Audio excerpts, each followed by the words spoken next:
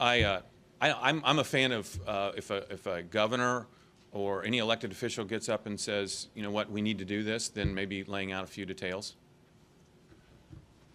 And I guess our frustration is, with the pension reform also, but that in the pension reform, when you discuss the issue, at least there's a bill out there that you can discuss it with that's a future bill to vote on. With the Medicaid reform, as we just talked about, we passed the Medicaid reform. That is already in law. And our frustration, especially Senator Ryder's and mine, because we've worked so much on this for 3 or 4 years, is that the law is in place with all the reforms. And we want to move forward with those, the implementation. So that's where our real frustration comes in on this issue, too. I know Cook County is generally unique, but is it possible for other counties to request more people be added for Medicaid? I mean, Rockford, for example, has a really high unemployment rate, very poor people up there. Could they ask for an expansion? Well, anyone can ask for it. I mean, there are poor people all across this state. And really, you've hit on the crux of the issue here. Is Medicaid was designed to provide a safety net health insurance program for people who are poor or people who are disabled, period. And we've gotten to the point now in this state, after 10 years of breathless, nonstop attempts to expand it, to where the program can't pay for itself anymore.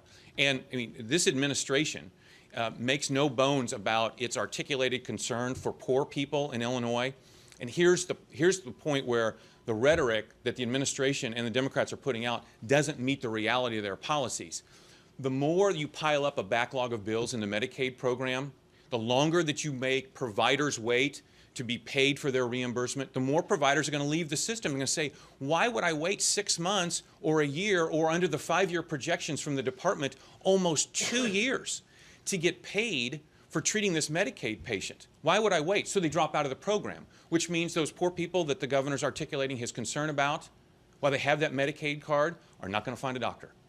They're going to wind up in emergency rooms, and that's going to be a much higher cost to the rest of us. So there are poor people everywhere, but those poor people aren't going to be helped until you get the program under control. That's the message that the governor and the Democrats sent last year when they embraced this reform, but their actions don't seem to match their words. Again, I'm going to say it's Medicaid is for the poor and indigent. What are the qualifications for income qualifications? How high is the income level that one can qualify in the state of Illinois?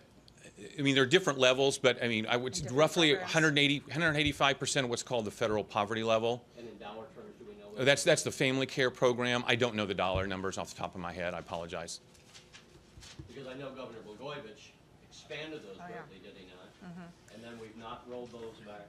No, we did roll the one program, the family care, that he expanded to almost to, I want to say 400% of poverty level or 300%. It was up to a family of 4 at around 95,000. So the people that got on it during that stayed on it, but we did repeal that back.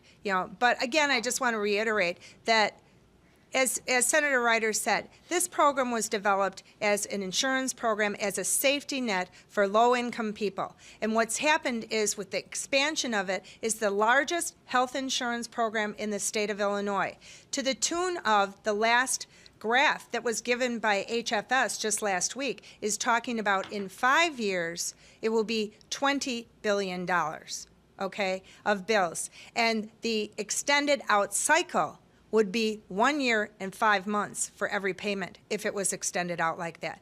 Now, the providers, how can they exist? And the providers agreed to extending out the cycle this year. But the bottom line is, a lot of those providers will not be able to stay in business. Small nursing homes, small medical clinics, people like that. How can they exist on those terms? So the bottom line is, we won't be able to serve that fragile population that the whole Medicaid system was designed for.